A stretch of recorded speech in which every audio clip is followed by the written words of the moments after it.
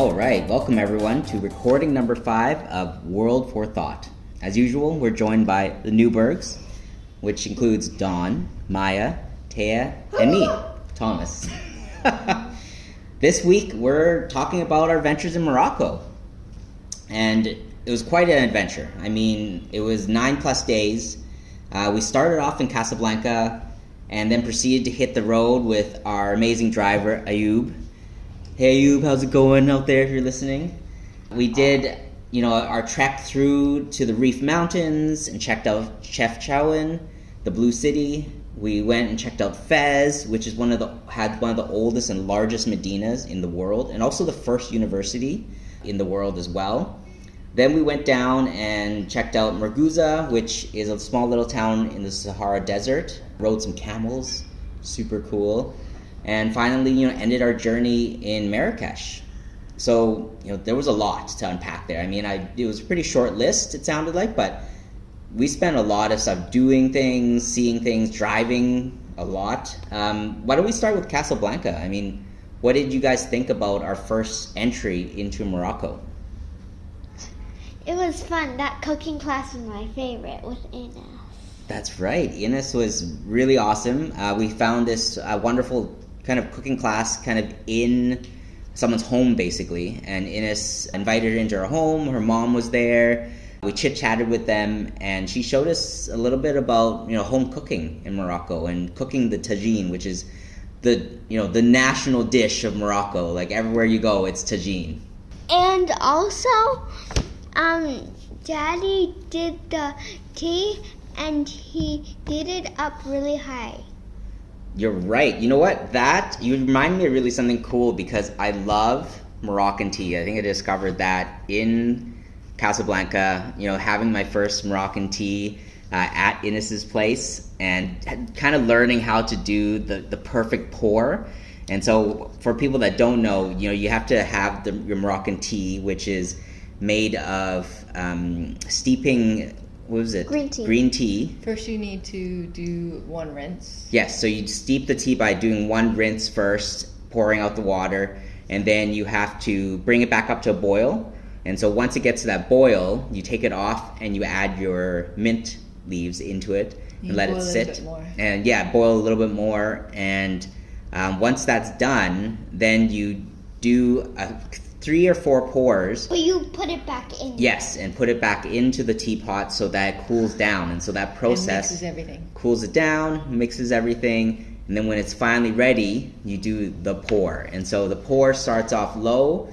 You pull, the whole teapot up, and it's basically a stream that starts, from almost your head level and drips down into the cup. And the idea is that you're supposed to create a lot of bubbles from it. I can't remember the reason for the bubbles. There's 2 reasons. 2 reasons. 1 for the texture.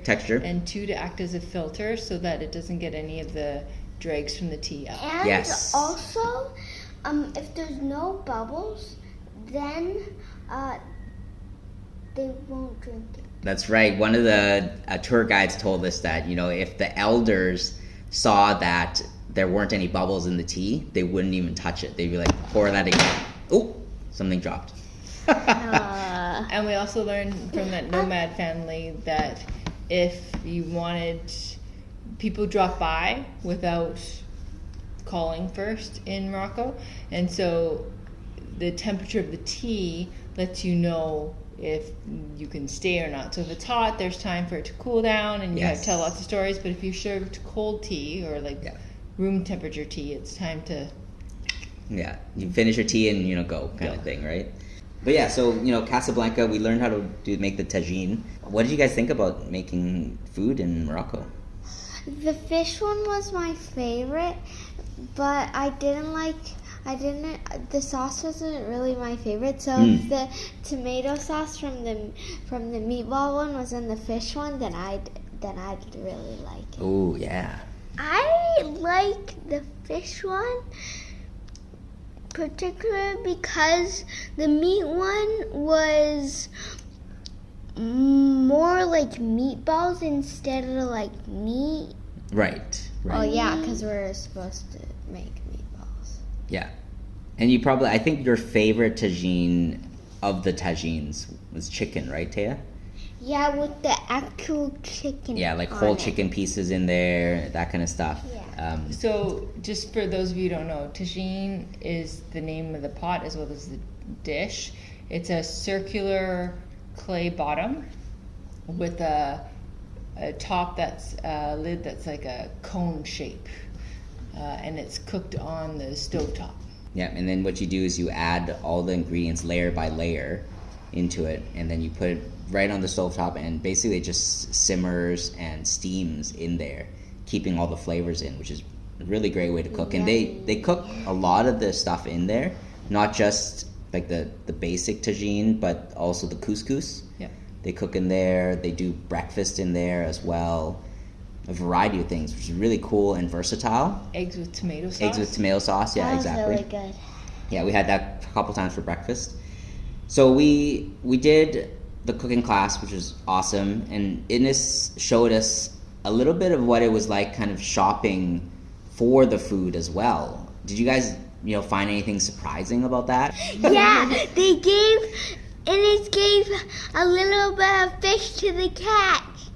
Street cats. So there's tons of stray cats. Actually, we found this even in Greece. There's just stray cats everywhere that we've been to so far. And dogs. And dogs, stray cats and dogs. And people there actually help take care of these dogs and cats. They just love having them around, so they'll feed them things, or if they need a home, they'll like stay there for a bit or whatnot.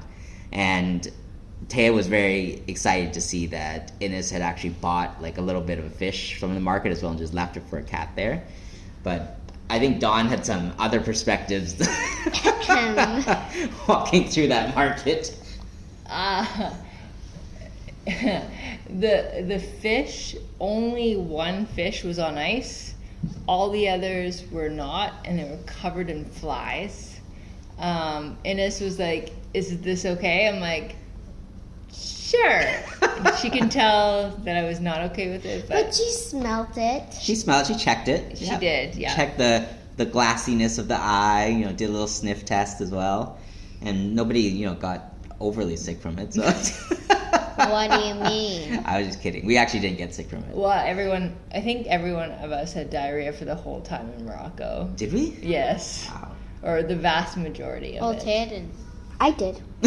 We all did. Wait, she did? We all did. Oh. Sorry, there's going to be a lot of bathroom talk on this podcast because that's just travel life. But we were also given, I'm sorry, I forgot what it's called, that sour milk.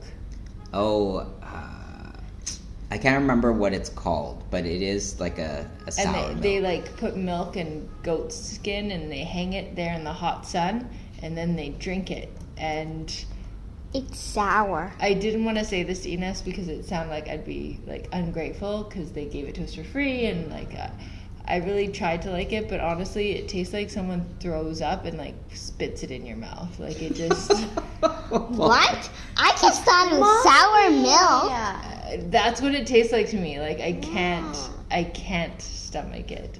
If I had to drink more of it, I would vomit. So I think it's called Leben. This is what I found on the internet. I'm not sure if it's actually Leben, but I actually didn't mind it. I had it the first time in the souk in Casablanca. That was the first ever time I've had it in Morocco. And it was strong, but it was manageable.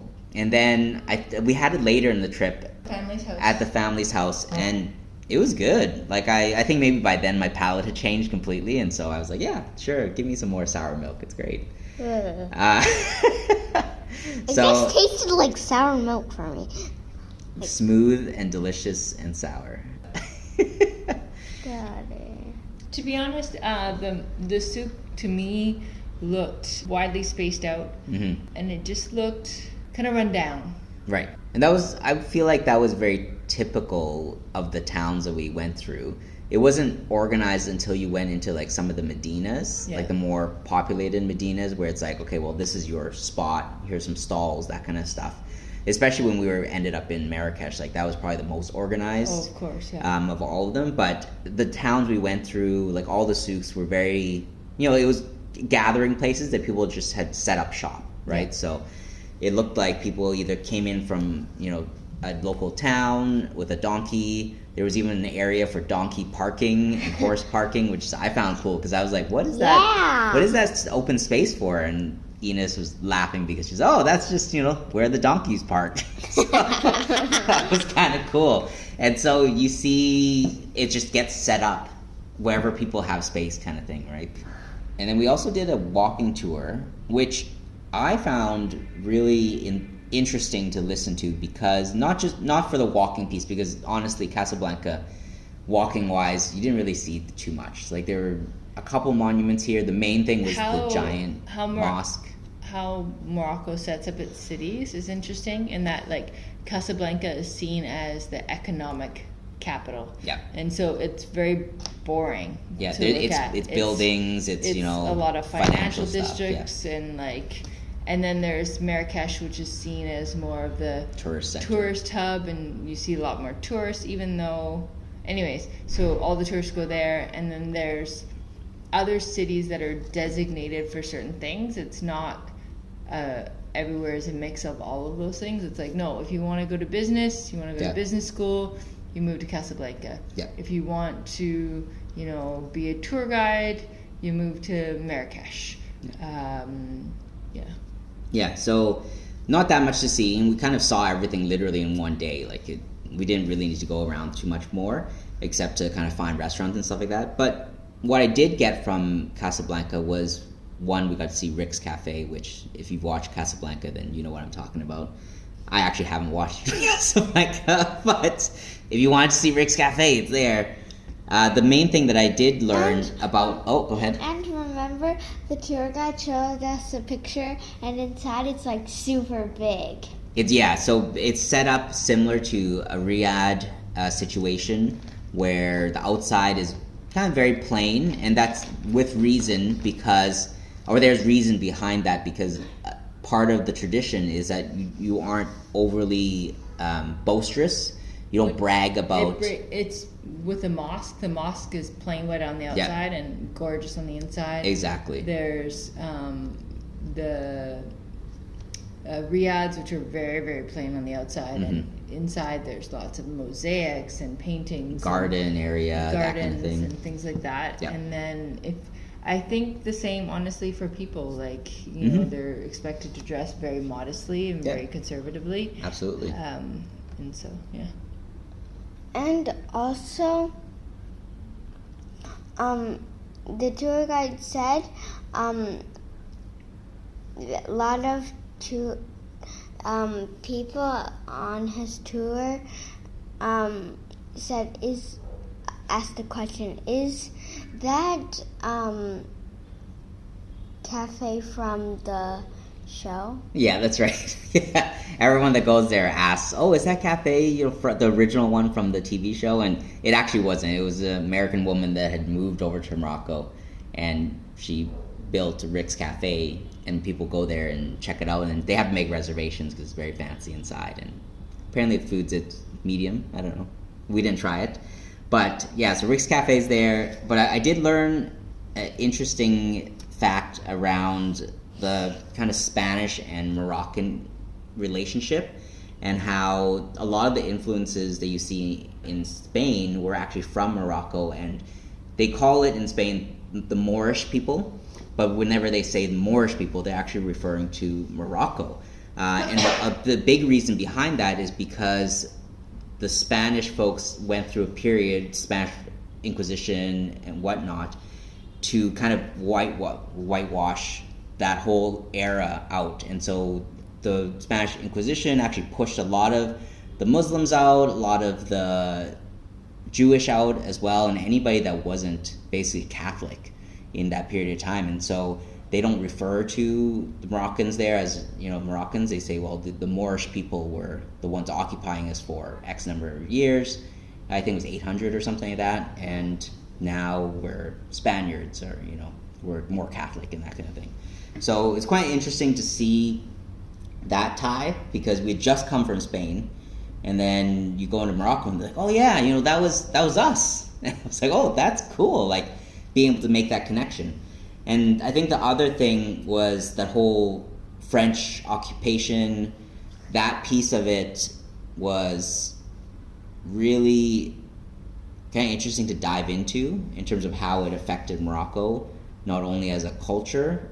Everyone speaks French as a secondary language, but it's also poor city and poor country because of that kind of occupation. Because they signed a contract that they have to give French 10% of their profits, resources, that kind of thing. Very bullying behavior. Yep. Yeah.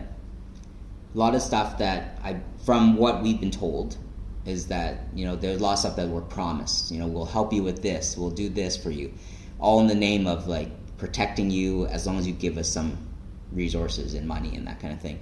And those things never really came through. And when the Moroccans finally pushed the French out and also the Spanish out, because the Spanish actually occupied Morocco for a little bit, they actually left Morocco in a worse state. Like one of the mines that we saw in one of our drives, they just destroyed everything around. Like they destroyed the mine, it was inoperable, you couldn't use it anymore, and the village basically just died because you couldn't use anything there. There was no way to make anything out of what they had left, right? But it will end, right? When they pushed them out, they made a deal. I think it was 100 years or something like that. And I think in 2025 or 2050, I think around there. Around there. But it was also interesting because I can't remember. One of the tour guides was saying that if you look at France's exports, none of it is from France. Yeah. It's all from territories they've occupied. Yeah. So after that, we did the tour, we did the cooking class and everything like that, and then we jumped in a car with Ayub and started a really long road trip across Morocco, right? Well, especially the first day, because on the itinerary it said a 4-hour drive. Right. And Ayub, our driver, was like, oh no, it's 4 hours from Rabat, which is not even, so in total it was 8.5 hours. Yeah, that's right. And so it was a little bit of expectation management. And I had a giant headache. You had a giant, it was our first time in the car, and so I think we didn't get into a groove of what we need to do. So, extra water, having electrolytes available, we didn't have the strategies in place yet to kind of survive those long car rides. But I think, over time, in the heat, and over time we actually started to adapt, and we actually did pretty well, I think. Yeah, at the start I would get dizzy. Yes. But then at the last one, I didn't even mostly feel dizzy. That's because I drugged you more. Hey! And also it made me sleep. Yeah, it made you sleep a little bit. Yeah, Thea's motion sickness is definitely being pushed to the limit here with all our travels. So we went from Casablanca to the next city that we're checking out, which is Chefchaouen. And I always say that wrong because it's the spelling. There's so many vowels in there. I'm trying to navigate that. But I call it the Blue City, and other people call it the Blue City. And the cool thing about it is when you get into the city, or the town, it's really a town, you start seeing all these buildings that are painted mostly blue. There's a little bit of white, but it's mostly blue, and it's this really vibrant kind of sky blue, baby blue, and different shades of it. And it's just really stunning to kind of walk through that town and seeing it. When you walk, it's also like the Riyadh that we stayed at, but you walk and there's different levels and different the street goes down a few steps, and then you go down an alley which goes down, but then you come back up. Nothing really, it could be on the same level, but just not. Right. And then you go into the Riyadh. Our Riyadh was beautiful. It was like a hostel, and they're like, oh, I'll take you to your room. So you walk up, and then you walk down, and then you walk up and around a corner and down to steps. There's only steps to your room. Yeah. And then they'd placed the girls on the opposite side of the Riyadh. So again, I think it was only 1 or 2 floors up, but it was just you couldn't really tell because you go up and down and sideways. Yeah, it was only 1 floor below us, I think. Yeah. But it was, you go up and down. Yeah. It was weird. It felt like whoever made it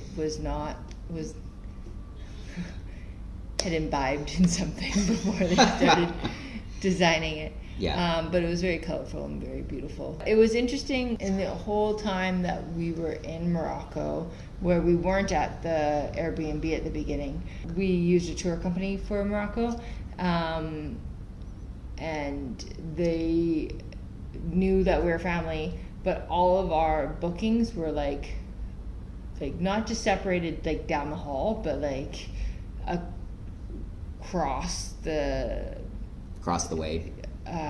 Like one was like a good 4-minute walk away. Yeah, it was like on the other side of the whole. On the other side, and the people that took, like the hotel staff that took us, they're like, "Oh yeah, you're here. Oh, and your kids are over here," and it wasn't even a big deal, which surprised me because that wouldn't fly in Canada, I don't think, or at least not if you said, "Oh, we're a family booking 2 rooms." Right. And so it just made me feel like children are very much considered very safe in Morocco. Like everywhere we went, people, like random people, would just tap their girls on the shoulder only to like smile and wave. Yeah, you know? yeah. Like they really loved kids. Really loved kids. I remember that guy was like, "Hey, look, tiny tourists." That was a right. yeah. Yeah, that was at the Blue City for sure.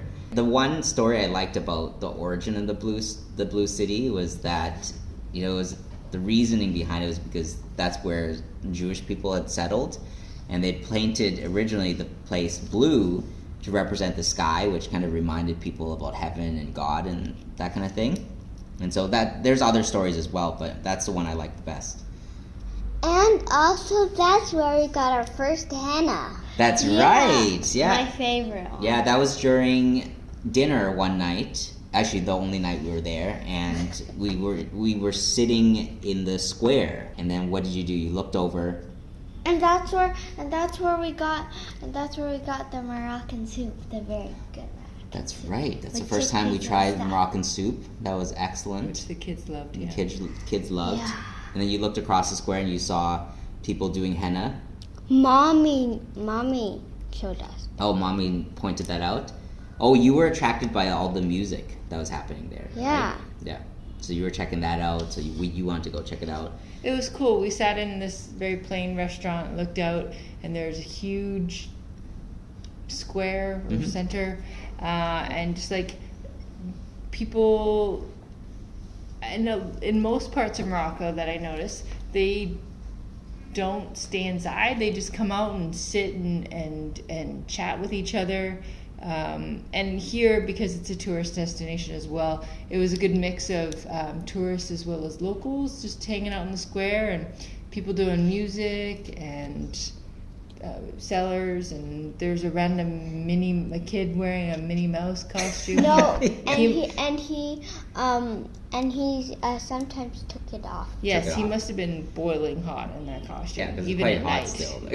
Yeah. Yeah. And also, me and Maya held a parrot. That's right. It was heavy. As we were walking Yeah. back, Thea spots the parrots that were being, passed off to tourists to pose with. And so she hemmed and hawed for a good, 20 minutes or so. Should I do this? Should I not? Because I wanted to do it with Maya, and then Maya Finally decided that she would do it with her sister. And how was that? It was heavy, and also the parrot, it kind of leaned back. Oh. So I had to put my arm forward so Right. it wouldn't fall off. Well, I'm pretty sure it wouldn't fall off because it has wings. So even if it did, it wouldn't. It'd probably start squawking and flapping. Yeah. Yeah. What do you think, Maya? Well, if I had done it before, if I had known what it was, Right. because I was like, should I do this because it kind of looks cool? But when I did, it wasn't really that cool. It was just something heavy. Just something sitting heavy my sitting arm. on. It was also memories because I captured it in a picture. So we did that. That was fun. Chef Chowan, really cool experience. And Just henna. beautiful. Henna for the first time. It was cool on your hand, but then it tickled because it was on my arm. And then you had to wait till it dried, right? Yeah, 30 minutes without water. And after it dried, and after you peeled off the thing, you can put water on it. But you can't, in that 35 minutes, put water on it or touch it. That's right. Yeah, you got to be patient. Yeah, that was my favorite henna. Yeah. That we did. Yeah. It was very cool. The first one was the best. The first one was the best. Yeah. Then the next day, we packed up all our bags and hoofed it down the hill to the parking square, basically, and jumped in the car again. And this time, I don't think the drive was that long. It was 6 hours instead, and which is still pretty long. And so we drove to Fez. I think I mentioned earlier, Fez has the oldest Medina in the world, first university ever. Sorry to interrupt. Also, too, our driver was very good about breaking that up. We stopped every couple hours to see argan oil or to see, the canyon. Or bathroom breaks. Or bathroom breaks. Well, usually it was paired with the bathroom break, yeah. Actually, in the drive between Chefchaouen and Fez, that was also where we saw the ruins, the Roman ruins. If people remember. Oh my goodness. That was when you guys were melting. Like literally, Dawn, Maya, and Thea were hiding in a corner somewhere where there was just enough shade to cover them. I was basically just roaming around, just taking pictures. I think that was the hottest day of the trip. It must have been 40 something that day. Yeah. But I learned from that day that, one, I can take heat pretty well. And quit bragging. And the other thing I learned was just how much the Romans influenced like Moroccan art in terms of the tile art that they used, because a lot of the tiles that were left over in that Moroccan Roman ruins look very similar and just really cool to see such an old piece that was kind of translated to how they view it nowadays.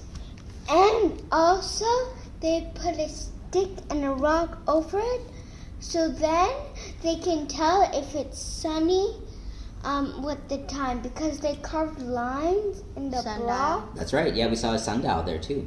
Good point. And then it would go on the block, so then they would know what time it was. Yes. But if it was not sunny, they wouldn't. Yeah, that's right. It's always sunny. It's always sunny in Morocco, except when it's not. Daddy. That's my dad joke of the day. So we were in Fez, like I said, oldest university, first university in the world, and also the Medina itself was just massive. Like it was a labyrinth. If we didn't have a tour guide in the Medina, I would have gotten lost. There's no way we would have come out of there. It was so crowded. There's so many different alleyways. It was really cool being in there, but it was not a grid by far. It was not a grid at all. What's a Medina? So the Medina is that public space where no cars can go into. People bring donkeys and wagons and stuff like that into there, but you're not allowed to drive in there. Remember right? that place? Oh yeah, it was so crowded. People were touching me. Right. Yeah, one person pushed me. Yes, it was a lot of jostling around, carts running into people. Well, not really running. It's more like, hey, get out of the way. And motorcycles. Yeah, even motorcycles. Though cars are not allowed. Cars are not. They didn't say motorcycles weren't allowed. So that was quite the experience being in there. And part of the Medina was looking at some of the craft centers there. So they do like metal work there. They do woodworking. And the coolest thing I saw there was actually the tannery, which was, I believe, one of the oldest and largest in the world as well. And you walk up the stairway, and as you're kind of walking up, they give you the mint, right, to like hold near your nose, because it's just so strong with the processing they have to do with the and it smells like paint, banana, and old banana, and other stuff, and poop. Yeah, and also I didn't really need it. But at the first part, I kind of did to adjust, and then at the rest, I just breathed out of my mouth. Yeah. Yeah, I good just strategy. breathe out of my mouth Yeah. the whole time because whenever I smelled the mint, I also smelled the stinky stuff. It was a bad combination. Yeah. Yeah, that's true. But just looking down at the actual tannery pools, it was spectacular. Like, I was blown away at how the process was. Like, they had giant swimming pool sized dyes that they would have to put the leather in. Hot tub size. Yeah, hot tub size. You know, so the one of them was to get rid of the hide, anything on the hide. Sorry, the fur and everything like that. Invisible leather. Yeah. So one was to clean it basically, and then they had to dry it out. And once it was dried, they would put it into the different colors that you wanted. And I think it had to sit there for like 15 or 25 days or something like that. 15 days just to like get the color into it. But then if you want a darker color, you'd have to do it again to get it, you know, darker. So maybe a darker blue or something like that. So that was really interesting to see how giant it was and how it was still being used to this day. Like, you know, people were... like tons of people were there basically. And it's a co-op. Like it's a co-op, a bunch of families working together. Yeah. Was it like over 1,000 or something? And also, Daddy, there's this comfortable jacket that Daddy wanted to buy, but we couldn't get it because then it would be hard to travel if we got everything from every place. Yeah, Daddy, you said. And then he lowered it, so then you would get it, but we didn't get it. I stayed strong.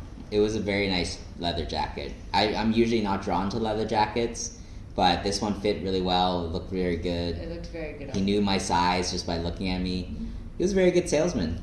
And he without knocked being it slimy. Without being slimy. He knocked it down to He was very nice. like 300 Canadian. Like, I think that's what we calculated it out to. What? And that's just unheard of for a real leather jacket, like really nice quality, but just modern style. But just Would you having, have bought it? I was very tempted for sure to buy it, I would but have bought it. yeah, you would have.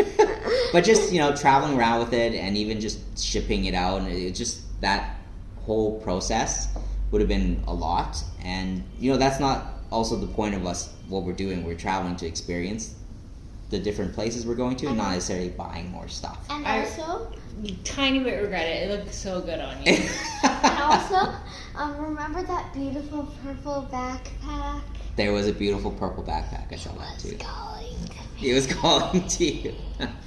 Nice. It was the day of sales, right? So it was leather. Yes. It was the tiles and the tajines. Yep. It was the rugs, how to make rugs. Mm-hmm. And I feel like there was a fourth thing there. Carpet. What about with the family? Carpet. Yeah. I said that already. I said the carpet already. What about with the family? Eating with the family Yeah, that was the second day, I believe. We went to eat with the family. But in Medina, we had a really nice meal in that I thought was a little suspicious, not gonna lie, because there was no menu and no prices. I'm like, I'm not ordering until I know the prices. But the other people got a menu. Yeah, we didn't. And he spoke so quickly. I don't know. I get overwhelmed very easily, and we'd already been like 4 hours in this Medina with people constantly touching me and trying to sell me stuff. So I was a little bit on edge by the time we got to lunch. But it was really cool in that there is what they call salad is actually tapas. Like, it's a whole bunch of salad. Like, there must have been at least 8 different ones. Yeah, there was like a eggplant one. There was 16. Avocado. There's an avocado one. There was a cauliflower one. Different. Yeah, it was so many delicious ones. I counted. Beans. There were a couple bean dishes as well, like little side dishes. I counted. There was like 15 or 16 ones. No. And then the tajine in the middle. Yeah, tajine in the middle, and just not the family. Such a fun experience, just the like eating all the little side dishes and stuff like that, and then having the tajine as well, and it was awesome. Yeah, it was very good. Yeah, so that was very tasty. That chicken tajine there was my favorite one. It was really good, juicy. You guys had a lot of chicken tajine throughout the whole Moroccan adventure. And I at one point, I think you guys started rating them. You're like, okay, this one was better than this one. This is my top still. Which area did you like the best? Of which area had the best tajine in your mind? I think it was that one, wasn't it? Yeah. Was it that one? Yeah. Yeah. The best chicken one, yeah. Nice. Because the first tajine place we went to had the best fish one. Oh, I see. No. That the one that we had in the place was the second. The first place, the one that we had the soup for the first time. Yeah. Where we ordered the chicken tajine, that was the first one for mine. Oh, that was first one for you, right? The first one. In Chef Chowan. Yeah, Chef Chowan. The first one for me, for the chicken was at that place in the restaurant in Fez, like the one that we just talked about. Yeah. And the first ever tajine place that we went to, the pricey touristy one. Yeah. Casablanca. Yeah. The fish one was my favorite. Oh, it was so tender. The best. Yeah, the fish one there was definitely the best. Yeah, that was tied with the first one. Yeah, I didn't have a good fish one after that. Like that was probably the best had one. 2 fish ones. We should have just went back and ate all the fish ones. Yeah, but the chicken there too. But the chicken there were too. But the chicken one there was really good too. Yes. Yeah, the chicken there was great, and customer service there was amazing. Like I think throughout Morocco, all the customer service, all the the hospitality was amazing. Yeah. Right? You guys mentioned also having that dinner with that family as well, which is kind of a little bit awkward being there because, not gonna lie, sitting there kind of by ourselves, kind of chatting with like the sun and just waiting to see what was happening, like it was kind of weird, but it was expectation management. Yes. I thought we were gonna cook with the family and then eat with them. Because that's what they said. Yeah. That's what our tour itinerary said. Yeah. But Moroccan people eat at like 9, 10, 10:30 at night, whereas our meal was at 7 or 8, which is fair. Like they don't want to eat with us because it's not their time, but it felt like the son was the waiter and he just sat down with us occasionally to do very awkward small talk. And he'd already called our driver, and then that's when the family came in to chat for literally 3 minutes. Which was actually the most fun. It was the most fun. And so even if they didn't join us for the whole meal, but like the tea and the fruit at the end, I would have appreciated that a lot more. Exactly. They also did all the side dishes and stuff like that, and the chicken tajine. Actually, that was the first time we tried pastilla. I didn't try it. Pastilla, which is basically like a phyllo pastry pie. Shepherd's pie, kind of. But Stuff it has with like cinnamon. meat. And there's like, it's interesting because there's cinnamon as well on it and some sweetness on top. So it was okay. It was just okay. Not your guys' favorite, but I enjoyed it. I thought it was very good. The next day, that was when we started heading out again, and that was when we went towards Morguza, which is where the Sahara Desert was. Yay! What's yay about it? It was so fun. The sandboarding, the camels. That's right. It was a lot of sandboarding, a lot of camel time. And remember, Thea found those, what are they called? Can I bring it up? What do you mean? Yeah, I need to get it. So while Thea's doing that. The drake folk, right? While Thea's getting that, the sand dunes portion, the Sahara Desert piece, what it included in that was actually a camel ride to our kind of glamping area, which is basically all these big tents that have been set up where inside is like a full bed. There's actually a washroom toilet. In there, toilet, everything in there, and it was a really wonderful experience. Like riding through the desert. It was eco-friendly. Riding through the desert by ourselves, basically, like just us and the people in our group in the Sahara Desert. That in itself was well worth the trip. And then remember, the two people that we met, we saw them afterwards at the same hotel we were at. That's right. There's a couple people that actually joined into the Sahara Desert as well. We saw them at dinner at one point, and we ended up meeting them randomly at another hotel later on. So that was kind of cool to kind of make that connection again. But what did you guys think about the camel rides? When you went downhill, you felt like you were gonna fall forward. You mean downhill or off? Downhill and off. And off. Yeah. Yeah. Yeah. Mommy, remember you squealed? Both times, yeah. The camel, how it lets you off is it lays down, but in order for it to lay down, it bends its front legs first. So you go down 45 degrees, and then it bends its back legs, and then you go down. And so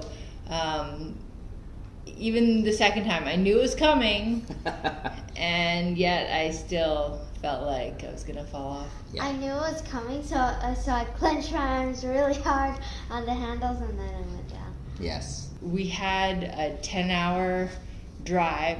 Well, not the whole time driving. The vast majority of that driving, in order to get to the location to meet the camel driver or whatever. And so we'd already been in transit for over 10 hours, and they gave us two options. They're like, you can go on the camels that go near the road, and so whenever you get tired, you can hop in a car and we drive you the rest of the way, or you can go 2 hours deep into the desert and there's no access by car. Yeah. Which do you want?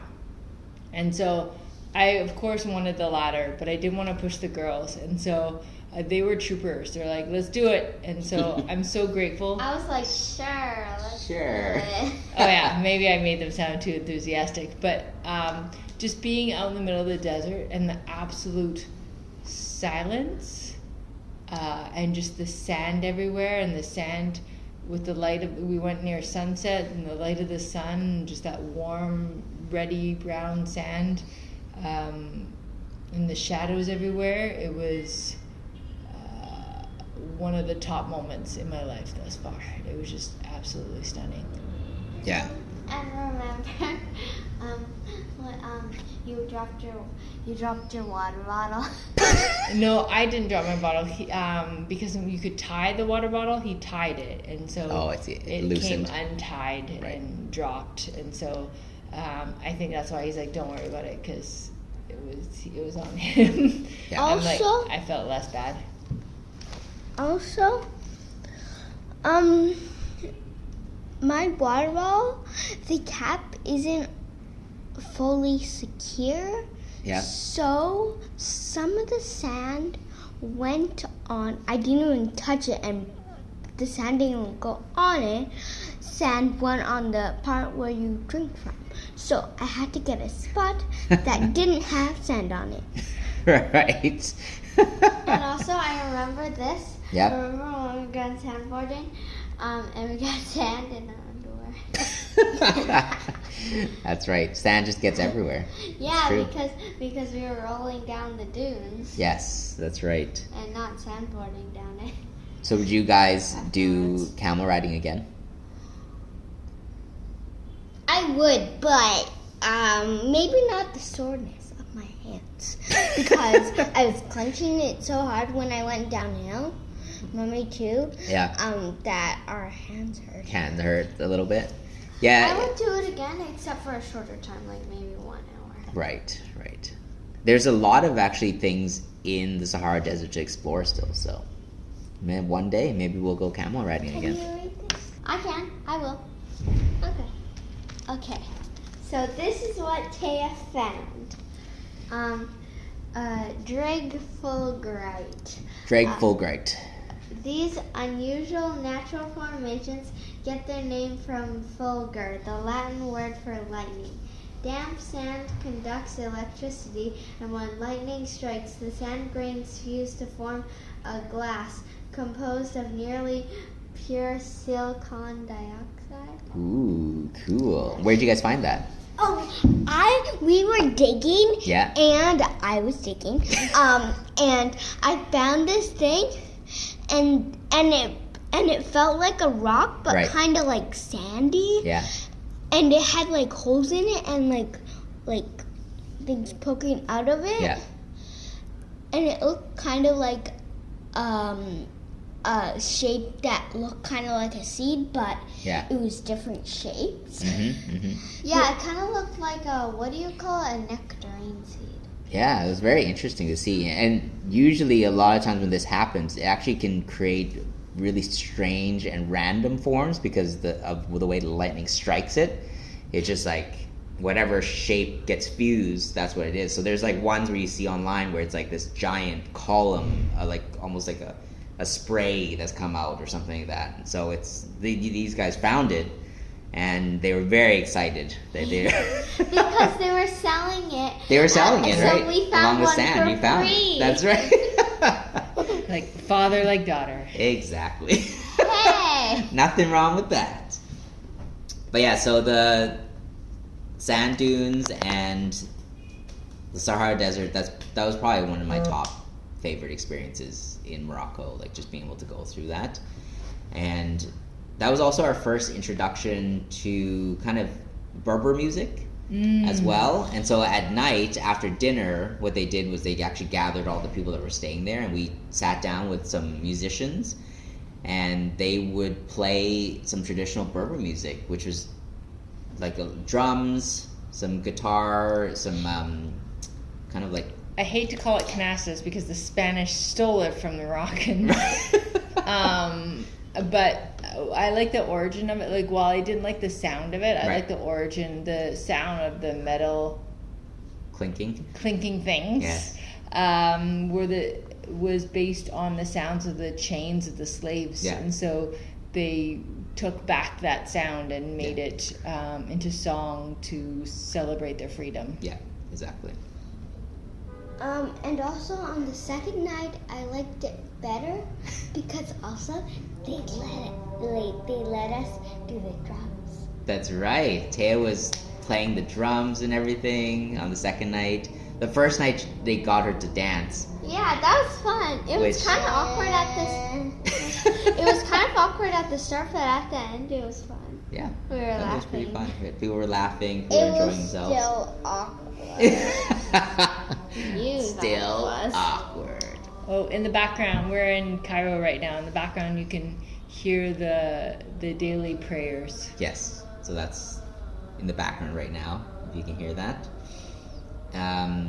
So after the Sahara Desert... Wait. Oh, there's more? What was your favorite about the desert? What? What was your favorite thing about the desert? The sandboarding. Sandboarding Yeah. for you? The camels, for The sure. camels for sure, yeah. What about you, Daddy? Mine would have to be the camels if I had to choose my favorite. But I think second favorite was definitely the Berber music. I mean, just being able to listen and learn about the nomads through that was really fun and eye-opening. I have 3. You have 3. What are they? Okay, so the sandboarding was the first, Yeah. and the drums were the second, Yeah.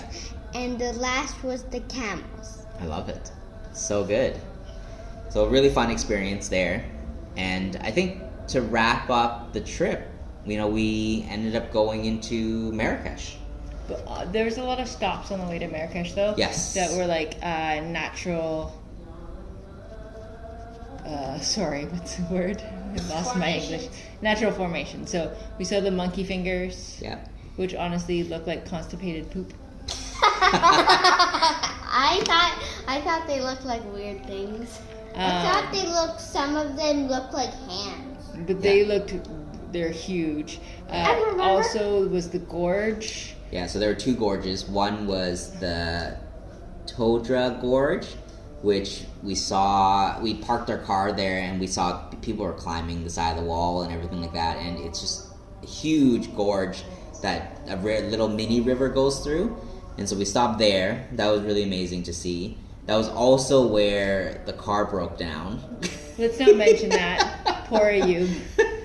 He worked really hard on that. We worked really hard on that, got it fixed. And got it fixed while we're having lunch. So yeah, it's and not then a the big second deal. gorge was the Valley Gorge, and that was the one with the super windy road that went up to the top, and you can like look down and see. That was windy? Yeah, it was super, well, it was windy, but it was slow windy because you couldn't go fast on it. And if I remember correctly, like, it looked like one of the scenes from like the Fast and the Furious or something like that, where somebody was going to crash and fall off the side of the mountain or whatever, but it was that like windy, and you can do like drifting on it. I don't know, you got queasy a little bit, but being able to see that, I really loved that in the sunset. That was really And also, cool. Daddy, remember the monkeys that we saw? And we saw monkeys along the way as well. Oh, and also the butt. It didn't have fur on the butt, so it looked like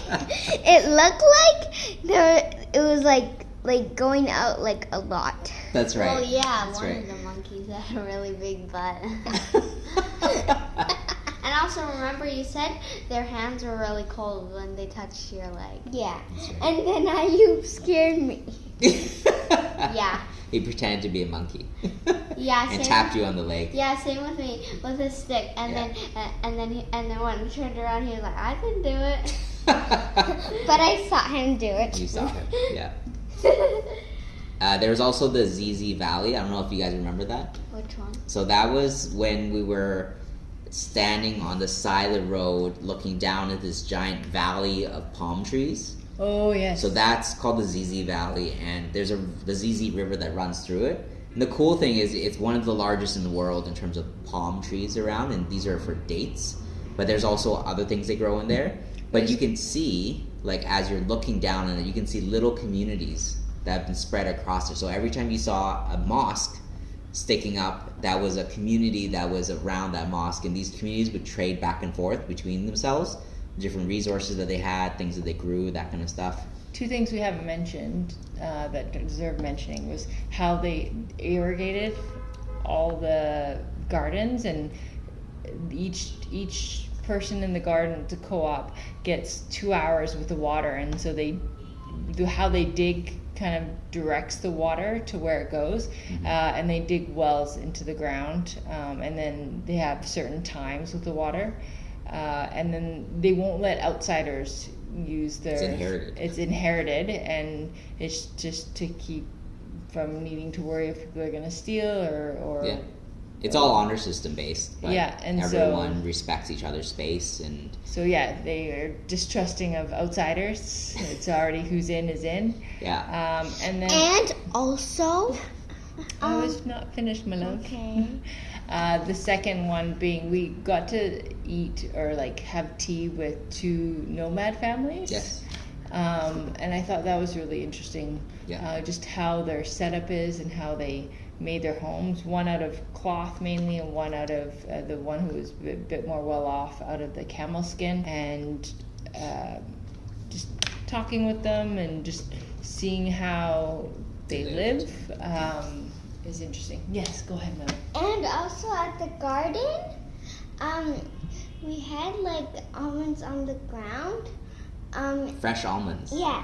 And also when we cracked it, he cracked it for us. I got 2 halves and Maya got a whole one, and apparently if you get 2 halves you're lucky, and then if you get a full one then you're unlucky. Not unlucky. You're just not as lucky. You're just not as lucky. Comparing. You just get something to eat, but you get something to eat plus you're Luck. lucky. That's how Well, I would think the whole one is more lucky because it's not split in half. No, it's Fair. not. It's not as rare. That's why. Rare things are just more lucky. Like my personality. Daddy. So yeah, so that was also a really cool highlight just on the road as we traveled through to different cities. You know, we got to see those nomad families and learning about them and the conditions that they live in. And it's unfortunate to see that it's also dying off in terms of not because they don't have space to go. Yeah. Which that would have been my first guess. Yeah. But it's because there just hasn't rained. Yeah. There's not enough water for them Water's to survive. disappearing, you know, and that kind of forces them to have to move into the city. Because before it was 4% of the Yes. population, and now it's 2%. Yeah, so it's already been cut in half. And we learned a lot of cool things about the nomads. Like even their flag itself, it's kind of split into the 3 colors. One question that I still have is, Yes. where did they go to the washroom? I think they dig like some kind of washroom facility for themselves. And But human poop is harmful to the earth. Yeah. There must be a way to. There must be a way that they do it. We didn't ask that. We should have. Yeah. but also there's also the story where the woman went outside Mm-hmm. and then the goddess of rain God. went down Right. God. and because she was pretty Mm-hmm. and she said,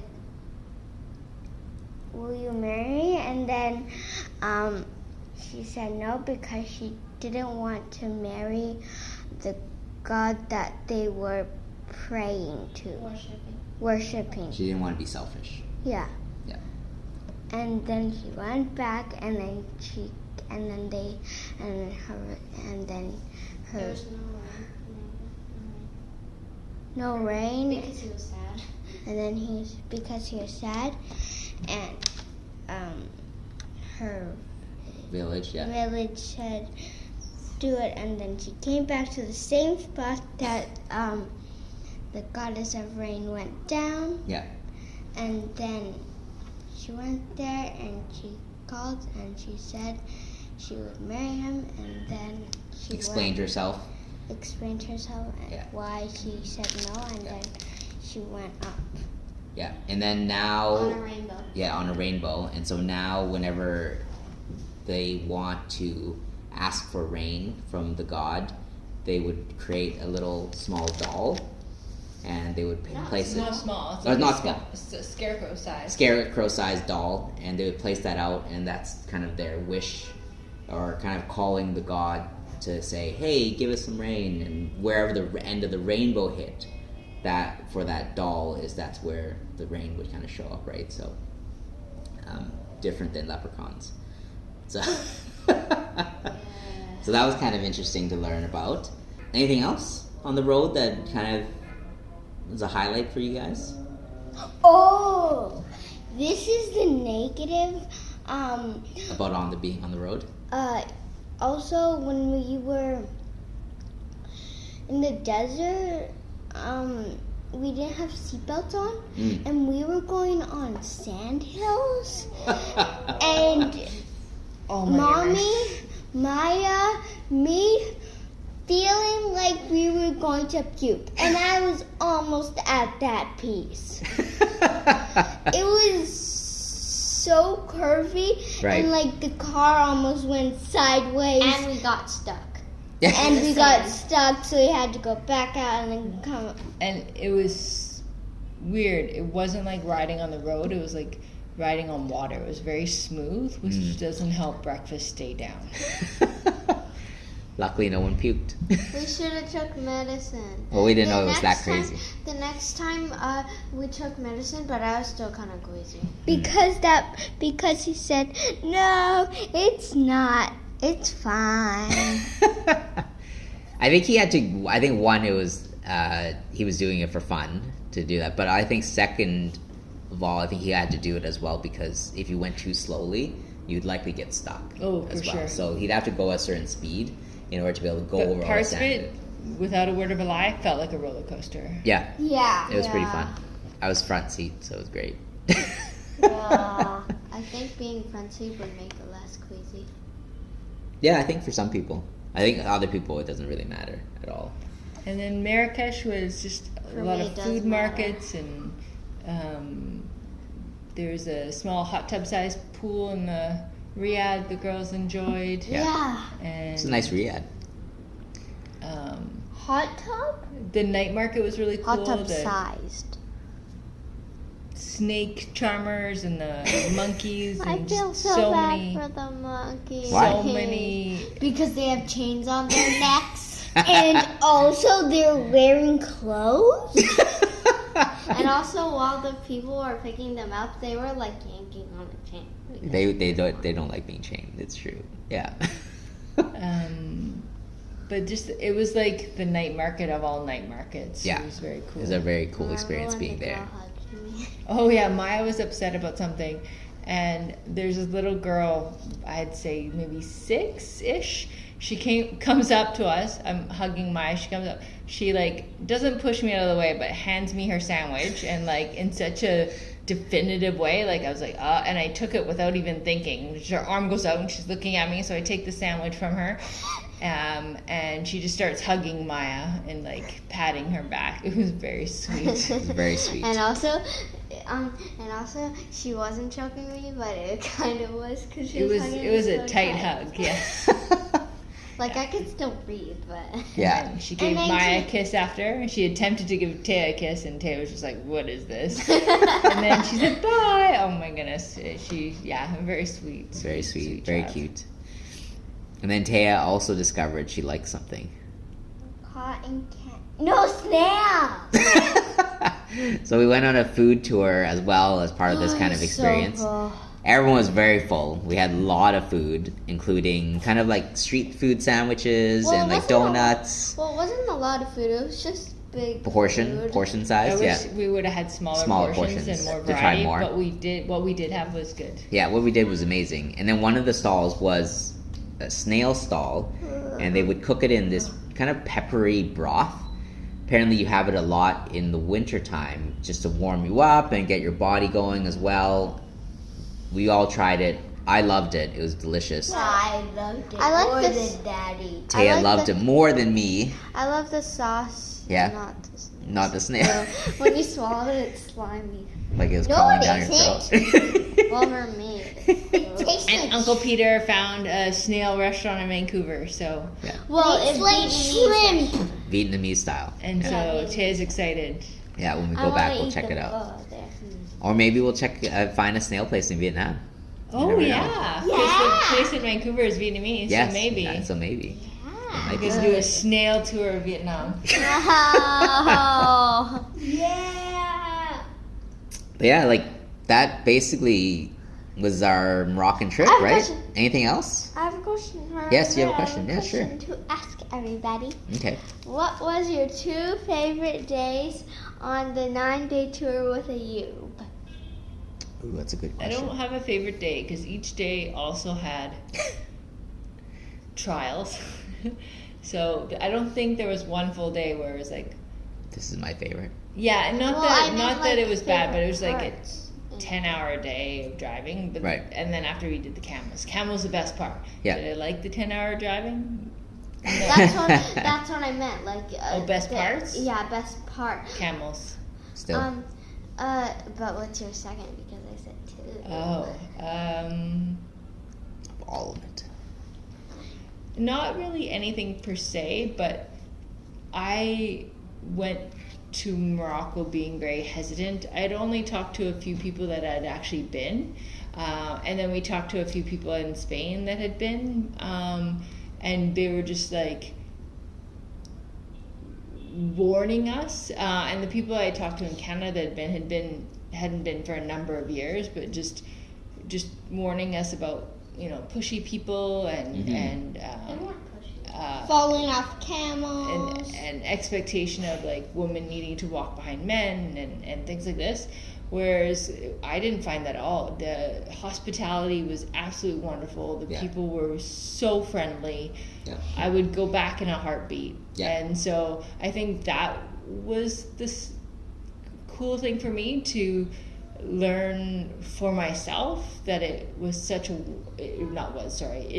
was as in I went past tense, but is such a wonderful, beautiful country with beautiful, kind people. And so just take everybody's kind of warnings with a grain of salt when you're traveling, and just go and see what it's See like. what it's like. Yeah. Sandboarding and henna. Henna. Oh. Yeah. You like the henna? What about when you dressed up as a Berber family? That was hot. That was hot. That was hot. For me, I would say definitely camels. I think that's top for sure. But also just the drive itself through the different landscapes. It made me want to come back and do like hikes or climbs or something. Yeah. Like it's just so stunning. Like the area is beautiful, from like the plains and like the valleys where you have all like the fruit trees and like the olive trees and everything like that, to huge mountain ranges, and then of course the desert. So all of it was amazing. Like I would come back in a heartbeat just to do some of the outdoor stuff that's accessible through Morocco, and it sounds like there's a lot that you could definitely do. So yeah, I would say that would be my top two. My top two was sandboarding and the day with Ayub that when we took those jumping pictures. That was fun. Oh yeah, That was yeah. at the fun. Dade Valley with the monkey finger Yeah. mountains, which you guys thought looked like poop. No, I thought some of them looked like hands. Yeah, some look like monkey hands. Yeah. So that was great. And until next time, Dun dun dun. we'll see you later. Goodbye. Oh,